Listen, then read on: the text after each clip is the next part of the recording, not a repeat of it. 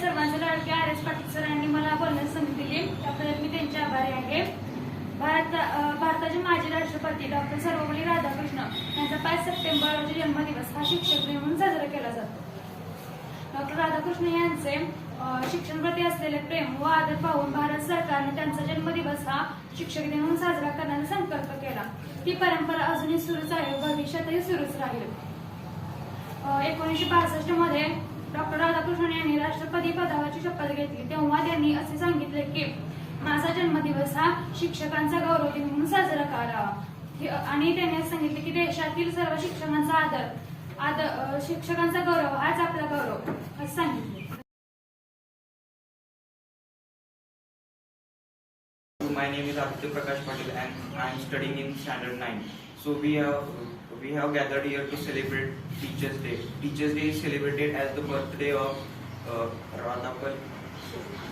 Sarvapalli Radhakrishnan. Sarvapalli Radhakrishnan was the second president of our India, and some students want to celebrate his birthday, and he told, "Don't celebrate my birthday. Celebrate my birthday is celebrated as the Teachers' Day."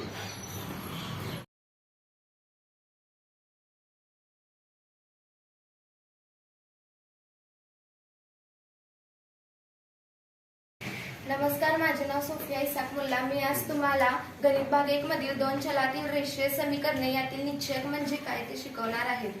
बघा, या निश्चयकामध्ये A B C D असे 4 घटक आहेत. या 2 उभ्या रेषा आहेत आणि या 2 उभ्या रेषांच्या मध्ये ए बी सी डी असे 4 घटक आहेत. आता हे ए बी आणि सी डी यांना काय म्हणायचं, तर यांना आडव्या ओळी म्हणायचं. हे ए बी आणि हे सी डी यांना आडव्या ओळी म्हणतात. आणि हे एसी आणि बीडी यांना उभे स्तंभ म्हणतात. हे एसी आणि हे बीडी यांना उभे स्तंभ म्हणतात. आता या निश्चयकाची कोटी 2 आहे. कारण काय, तर यातील प्रत्येक ओळीत 2च घटक आहेत. ही पहिली ओळ आणि ही दुसरी ओळ, या दोन्ही ओळीत 2च घटक आहेत. कुठले 2 घटक, तर ए बी आणि सी डी. आणि यातील प्रत्येक स्तंभात सुद्धा 2च घटक आहेत. हा पहिला स्तंभ आणि हा दुसरा. या स्तंभात 2च घटक आहेत, एसी आणि बीडी. म्हणून या निश्चयकाची कोटी किती आहे, 2. आता आपण यांचा तिरकस गुणाकार केलेला आहे. ए गुणिले डी आणि बी गुणिले सी असा आपण यांचा तिरकस गुणाकार केलेला आहे. आणि ए गुणिले डी आणि बी गुणिले सी यांची वजाबाकी करून आपल्याला जी किंमत मिळते त्याला आपण निश्चयकाची किंमत असे म्हणणार आहोत. म्हणजे आपल्याला यांची वजाबाकी करून या निश्चयकाची किंमत काढायची आहे. धन्यवाद.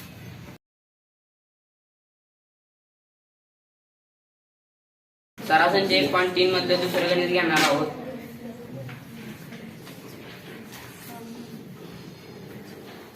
अशा 2 रेषा मारायच्या, 5 आणि 3 वजा 7 आणि 0 हे याचा तिरकस गुणाकार करायचा. क्रेमरच्या पद्धतीने सोडवायचे. तिरकस गुणाकार करायचा म्हणजे 5 गुणिले 0 वजा करायचं, वजा 7 गुणिले 3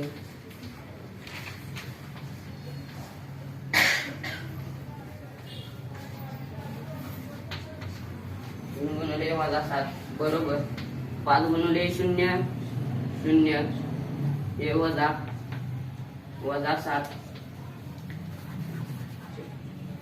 7 त्रिक 21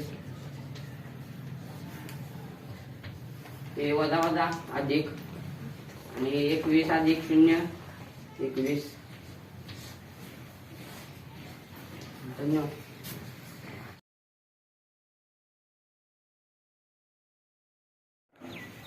आज मी तुम्हाला निश्चयकाची किंमत कशी काढतात हे शिकवणार आहे. 8 7 6 8 हे निश्चयक आहेत. आता 8 आणि 8चा गुणाकार करायचा. यातून वजा 7 गुणिले 6 या दोन्हींचा गुणाकार वजा करायचा. बरोबर 8 8 64. यातून वजा करायचा यांचा गुणाकार 7 चौकून 42 बरोबर. आता 64 मधून 42 गेल्यावर किती राहतात, 22. ही आली निश्चयकाची किंमत. अशा प्रकारे निश्चयकाची किंमत काढतो.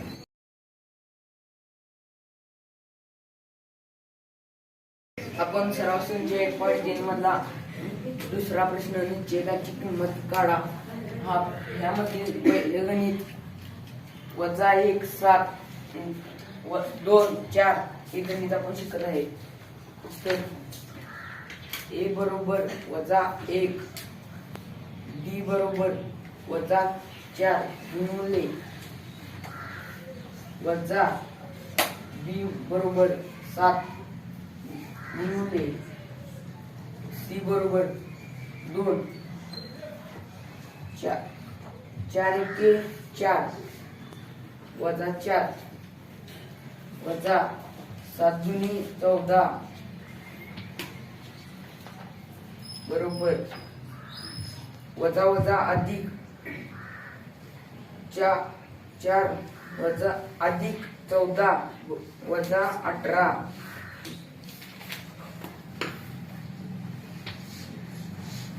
ही निश्चयकाची किंमत आहे. धन्यवाद.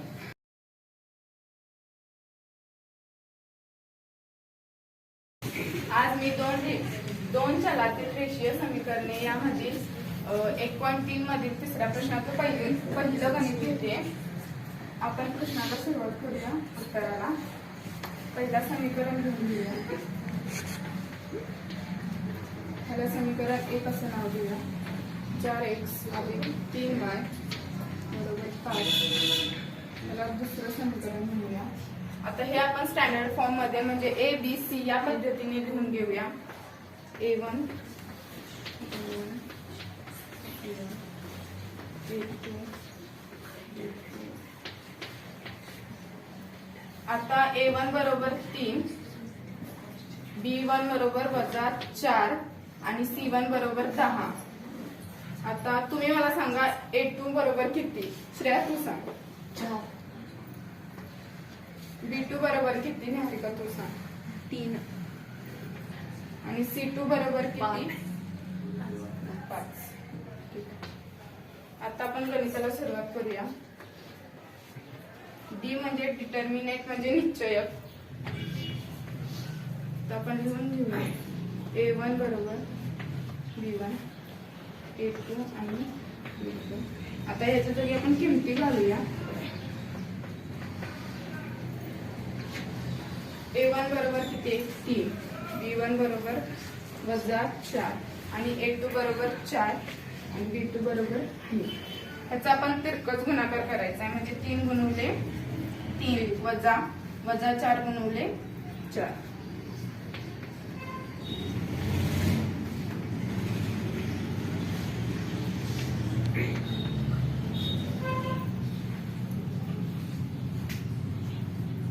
त्रिक 9. हे वजा वजा इथं अधिक होणार 16 25 आणि 25. B बरोबर 25.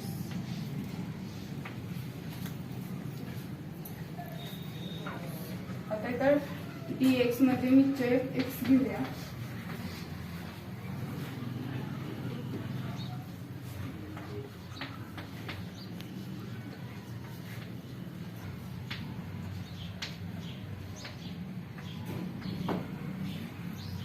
ह्याच्या पण किमती घालून घेऊया आपण आता. C1 बरोबर 10, C2 बरोबर 5, B1 बरोबर -4 आणि B2 बरोबर 3.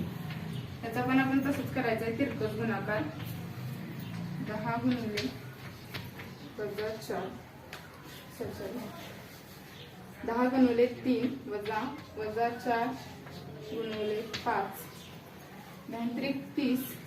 इथं पण तसंच वजा वजा अधिक 4 पंचे 20 20 आणि 30 50. x बरोबर 50.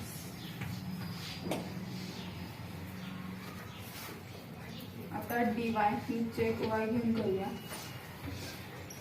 A1 C1 A2 C2. A1 ची किंमत काय आहे? 3. A2 ची किंमत 4, C1 ची किंमत 10, C2 ची 5.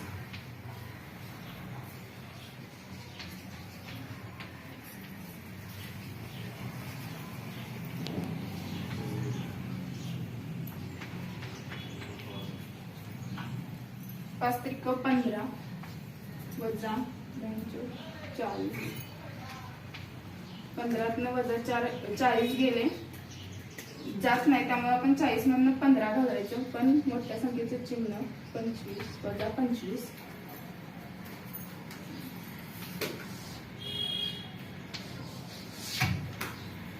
आता इथं वाय क्रॅमर्स मेथड म्हणजे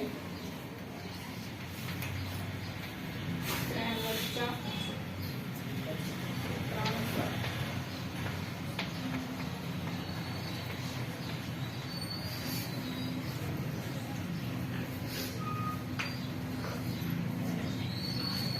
x बरोबर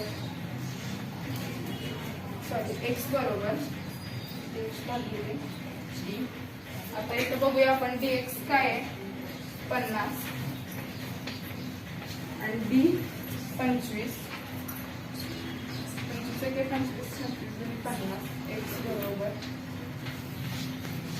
2 आणि y बरोबर dy भागिले d इक्वल टू dy काय आहे वजा 25 d 25. 25 एके 25 25 एके 25. ह्या वजा 25चं चिन्ह 1 ला लागलं ही आपल्या या समीकरणाची निष्कर्ष आहे. धन्यवाद.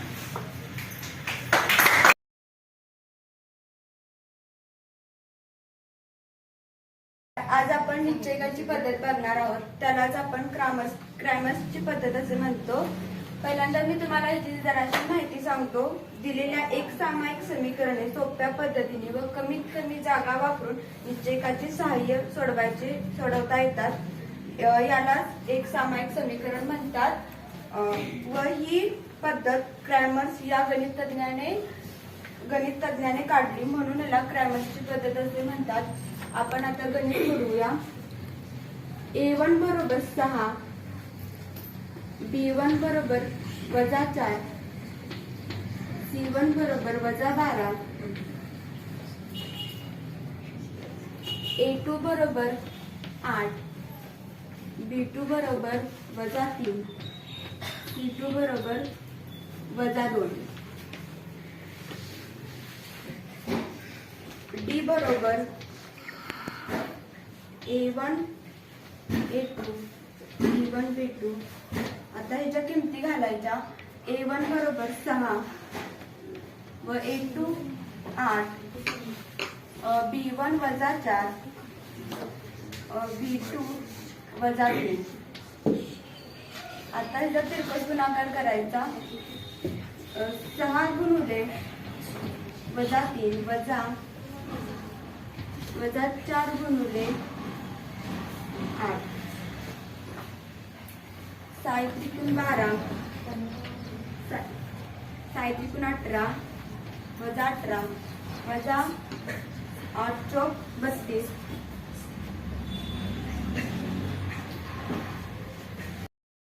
वजा वजा अधिक झालं बरोबर 32. अधिक वजा वजा 18 वजा 32 14. ही डी ची किंमत निघाली. आता dx बरोबर C1 C2 B1 B2. C1 किती आहे वजा 12, C2 वजा 2, B1 वजा 4, B2 वजा 3. बरोबर. आता तिरकस गुणाकार करायचा. वजा 12 गुणुले वजा 3 वजा 4 गुणुले वजा 2. 12 त्रिक 36. वजा वजा अधिक झालं. वजा वजा अधिक होणार 4 दुनी 8. 36 वजा 8 24. 28 dy बरोबर a1 a2 c1 c2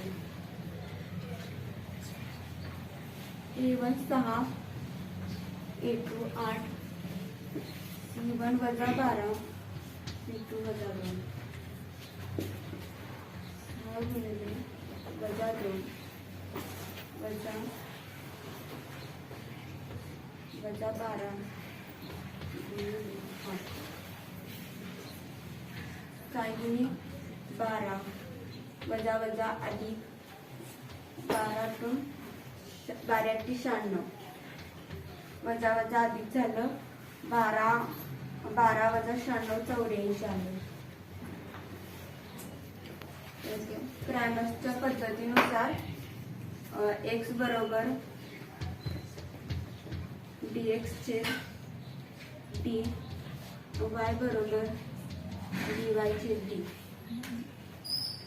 x बरोबर dx ची किंमत 28 d ची किंमत 14 बरोबर 14 दुनी 28 x बरोबर 2 आलं.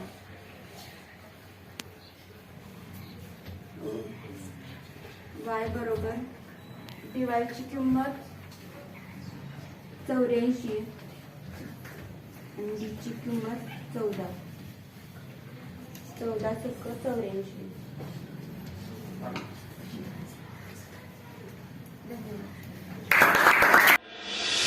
पत्थर के हैं सब रास्ते